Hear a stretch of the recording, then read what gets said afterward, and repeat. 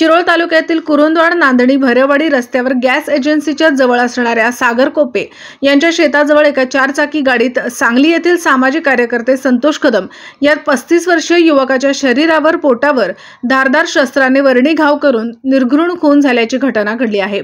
या घटनेची माहिती मिळताच कुरुंदवाड पोलीस ठाण्याचे पोलीस निरीक्षक रविराज फडणीस यांच्यासह मोठा पोलीस फाटा घटनास्थळी दाखल झाला आहे। तसेच इचलकरंजी विभागाचे पोलीस उपअधीक्षक समीर सिंह साळवी तसेच सांगली सिटी पोलीस ठाण्याचे अधिकारी घटनास्थळी दाखल झाले होते।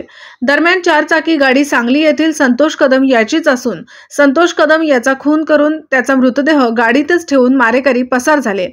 दरम्यान खून कोणी केला आणि का केला याचा तपास कुरुंदवाड पोलीस करीत आहेत। घटनास्थळावरून मिळालेली अधिक माहिती अशी, सदर मार्गावरील रस्त्याकडे लाल निळ्या कलरची चारचाकी गाडी थांबलेली होती। त्यामध्ये अंदाजे 35 वर्ष वयाच्या संतोष कदम या सांगलीच्या युवकाचा निर्घृण खून करण्यात आला असून गाडीमध्ये रक्ताचा सडा पडला आहे।